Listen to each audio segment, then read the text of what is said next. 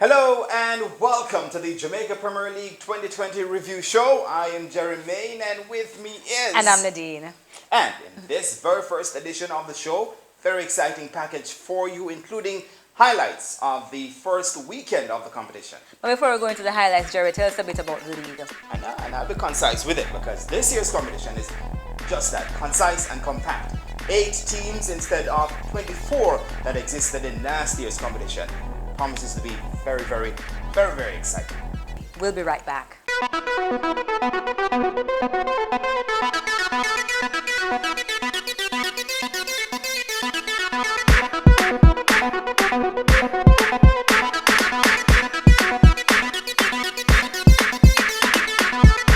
The JPL T20 is fashioned somewhat off the Indian 2020 Premier League. So we had the introduction of the league and the details of it at this launch, the official media launch for the Jamaica 2020 Premier League. We are extremely proud and happy to be in partnership with the Jamaica Tourist Board.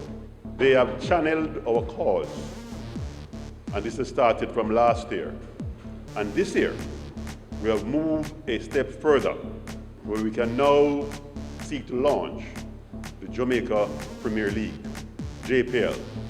It's part of the JCA's plan to modernize its cricket product and offering to satisfy the supporters, or sponsors and business partners, to attract new fans and corporate support, and to position the sport for media and television embrace.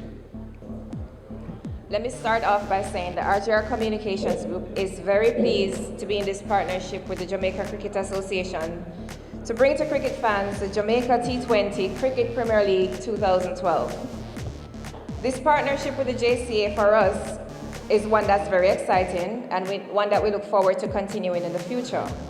Our role here as media partner is in keeping with the RGR Group's continued commitment to assisting with the development of sports in Jamaica and to cricket at this level.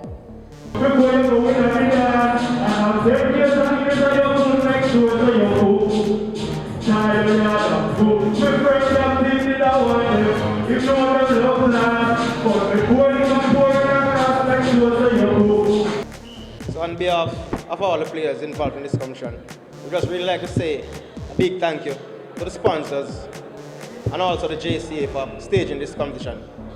We'll definitely grasp this opportunity with both hands, and you will always see a very good competition. Thank you very much.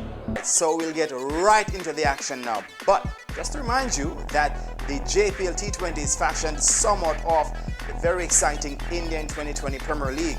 Might not be as lucrative, but the action promises to be just as fast and furious and jam-packed. First up, Melbourne Oval in Kingston, and it's the Halfway Tree Sparks versus the Spanish Town Titans. So the Halfway Tree Sparks batted first, posted 159 for 5. Yannick Elliott, he made 71. Nikita Miller, 43. Wayne Morgan took 3 for 11. And in reply, the Spanish Town Titans were limited to 150 for 5. Orain Williams making 33. Damian Jacobs taking 2 for 42. And Rohan Williams 2 for 39. I must say it's a good performance. Judging to the conditions we started in, it was very difficult for batting this morning, and he pulled off 1-6. I think it was a big effort, and to come defend it in the field was an extra brilliant effort. First, I must say that it's always good to start off with a win. I mean, earlier on in our innings when we batted, the pitch was very difficult to bat on. Yeah, I think in the three aspects of the game, we didn't play the cricket like how we know we should play it. There were 2 matches at Melbourne. It was a doubleheader, and in the second match it was the Ocherius Chargers against the Kingston Hurricanes. Ocherius batted first, made 180 for 3. National representative Xavier Marshall cracking 104 of just 72 balls, 5 fours, 7 sixes. John Campbell, he contributed 25. Ryan Francis took 1 for 14, and David Bernard Jr. 1 for 21. In reply, the Hurricanes, well, they were restricted to 124. They were blown away, literally. Horace Miller cracking 24, but Patrick Harty taking 3 for 24. Well, it's a good game for us. We start out good, me and John. So I just capitalize. Each time we lose an early wicket, I try not to get out and keep on working the ball around and hit the ball as well. Well, it went wrong from the start. I think we dropped a few catches that we shouldn't. In the end, we came back and got a total that I thought was very gettable on this ground. But then we batted poorly as a team. We lost wickets at the end, on the back ends of big overs, and I think that's what killed our innings. And so the second set of matches on the opening day took place at the Treasure Beach Sports Complex in St. Elizabeth. And the first match featured the Mobay Sixers against the Mandeville Thunder. Mandeville Thunder batted first, made 104. Damian Bryce made 15, and Christopher Watson, he took 3 for 9. In reply, the Sixers, they replied with 108 for 6. Dalton James getting 31. Kenar Lewis also made a 31, and Damian Ibanks, he took 3 for 23. In the end, Mobay Sixers winning by 4 wickets. The second match featured the University Dynamites against the Maypen Earthquakes. And the Maypen Earthquakes batted first, made 115. National representative Krishma Santoki made a 35, cracking 4 glorious sixes. Ralston Levy took 2 for 30, Raman Sr. 2 for 14, and Herman Henry 2 for 30.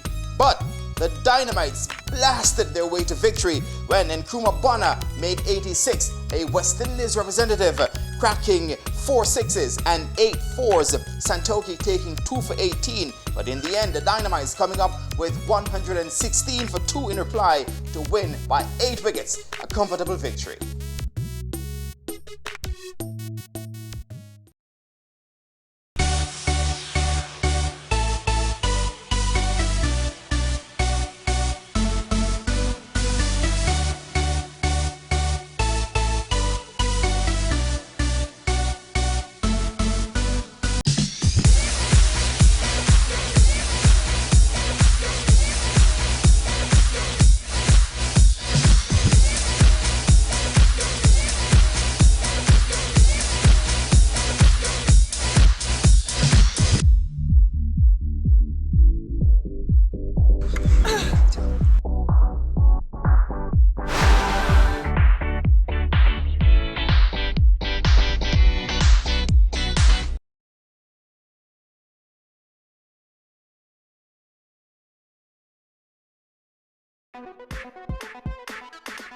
Remember, there were 2 rounds on the opening weekend. We now go into round 2. Once again, the Melbourne Oval and at the Treasure Beach Sports Complex in St. Elizabeth. First stop though, Melbourne Oval in Kingston, where we had the Spanish Town Titans versus the Ocho Rios Chargers. Let's go! Spanish Town Titans batted first, made 213 for 4. Tamar Lambert, the national captain, getting 88. Wayne Morgan, 76 not out. Kemar Allen, well, he took 2 for 43. In reply, Ocho Rios Chargers, they were limited to 128. John Campbell, the national junior representative, making 51. Odin Brown taking 3 for 18. The Titans winning by 85 runs. We want to toss on batted first. Me and Xavier got the team off to a good start, and I think we won the game from we started batting.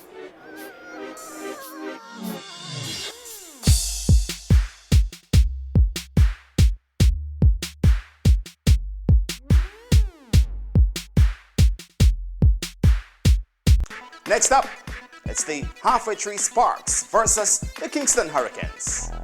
Batting first, the Sparks made 155 for 8. Simon Jackson making 40. Rohan Williams 27. Marvin Darlington taking 3 for 30. In reply, the Hurricanes, well, they blew away the Sparks this time around, making 135 for 7. Delbert Gale getting 70. Damien Jacobs taking 2 for 22, and Fabian Forbes 2 for 31. The Sparks, well, they won by 20 runs.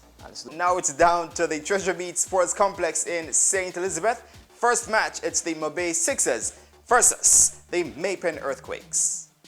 The Earthquakes batted first, made 121 for 9. O'Dane Hutchinson getting 43. Kemar Marshall 43 as well, against Oral Ranking taking 2 for 17. In reply, the Mobay Sixers, they were shaken. They could only make 93. Maverick Perry, he got 16. Krishma Santoki taking 4 for 14, and Damian Gray 2 for 10. The Earthquakes winning by 28 runs. So, second match now, the University Dynamites against the Mandeville Thunder. The Dynamites batted first and posted a paltry 88. Pete Salmon getting 18, Howard Powell taking 4 for 25, Jamie Merchant 2 for 9. The Thunder replying with 89 for 6. Damian Bryce cracking 42 against Ralston Levy 2 for 19. An easy victory for the Thunder in the end, winning by 4 wickets. And Melbourne fans were given a treat on Saturday. There was a halftime entertainment show, there were prizes and surprises, and some fans even left with free credit. Now, here was what some fans had to say about the matches. Just tell us, what do you think about the idea of this tournament? I think it's a good gesture for cricket on a whole, because it enlightens more young people to come into the game. Structure seemed all right. The game was quite good, but like I said, that was one out of many, so I need to see some more to decide. I'm a supporter of Melbourne Cricket Club, and I think this is a big boost. I was looking forward to something like this, and it's the first of such 2020 games. We used to the Club 2020, so this is really spirit lifting, and I feel good to be here as a part of it. It's a good gesture for cricket on a whole, because it enlightens more young people to come into the game. But the only thing that I have a problem with so far is how they structure the game, because you can't get to know who is who and where is, like a Kensington, Melbourne, and the whole rest of them. But over time, I think you will get there and we'll get to know. But I think it's good for the game. Compare it to other games that you have seen and compare it to other tournaments that you have seen. What are some of your thoughts about this one? Too early to say. You know what? Fans were liking us on Facebook and following us on Twitter, and so should you.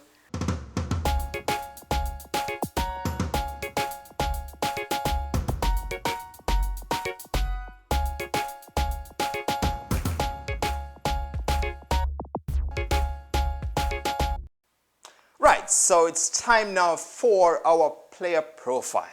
And the player taking the spotlight this week is none other than Xavier Marshall, the national representative. Of course, Xavier scored the only century on the opening weekend of the competition, 104 not out, cracking century. So he takes the spotlight.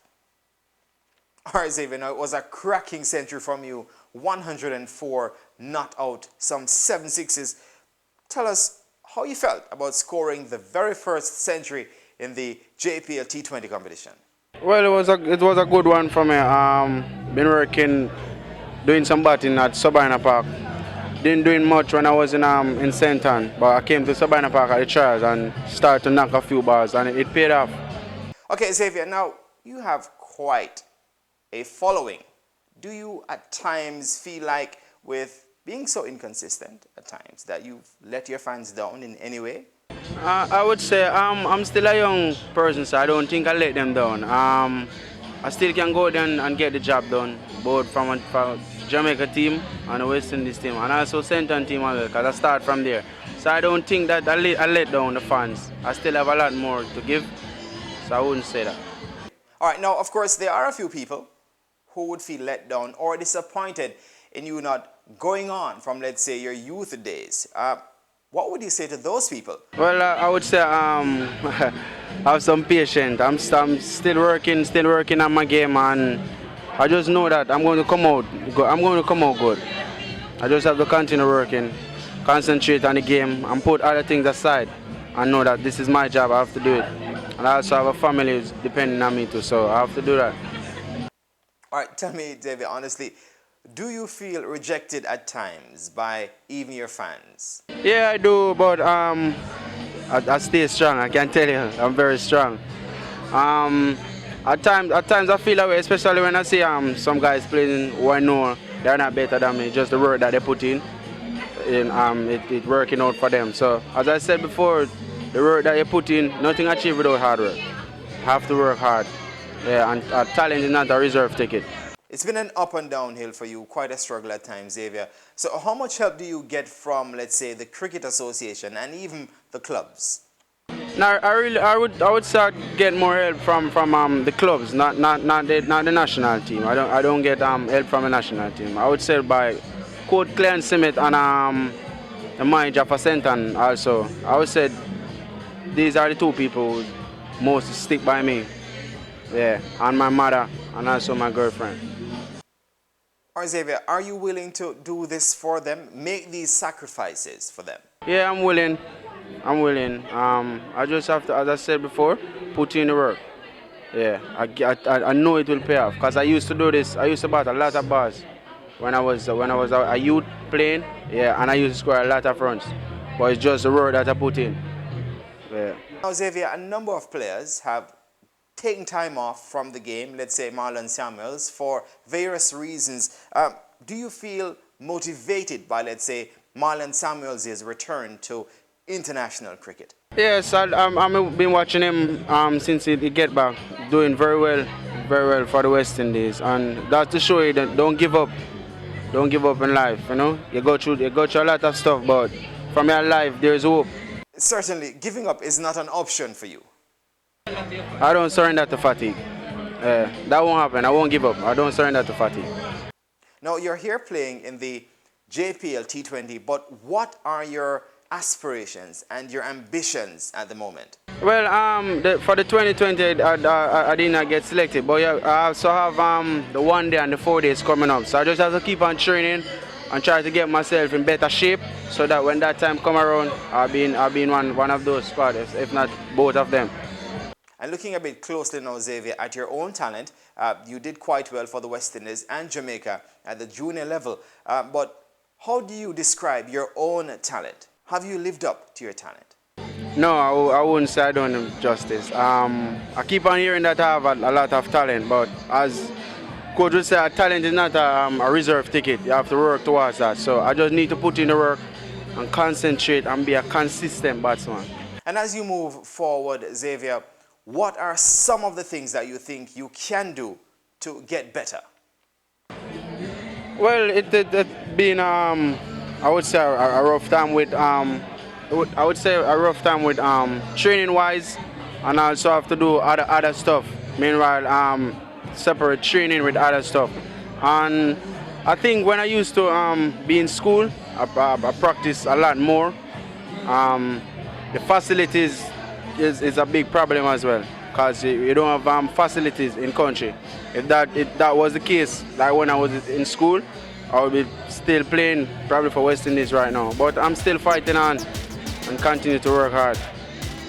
And so that was Xavier Marshall, the national representative, cracking the first century of the JPL T20 tournament. 104 not out by Xavier Marshall, and that is why he took the spotlight in our weekly player profile.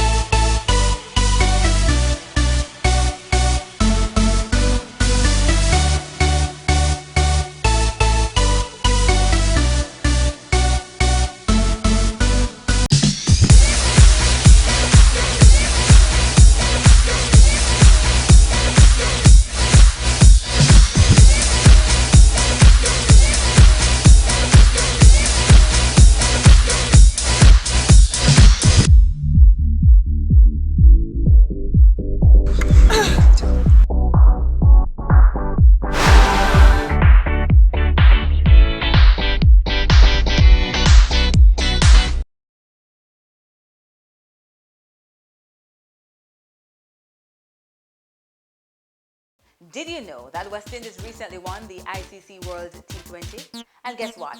Some of the players in this league could be a part of the team which will be defending the title in the next 2 years.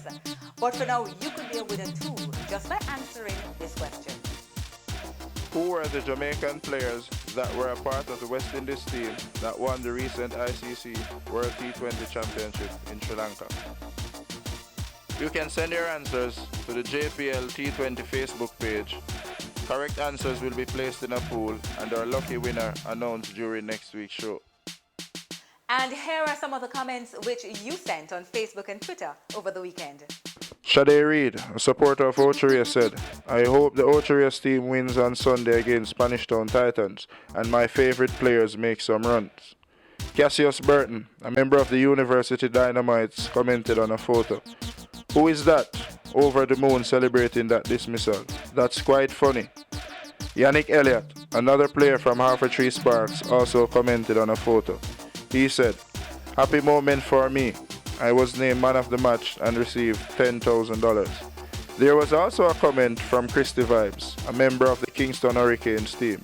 He said, "I batted at number 9 on Saturday and made 15 not out, and on Sunday got demoted to number 10. The batting order of my team seems as if it needs some changing up."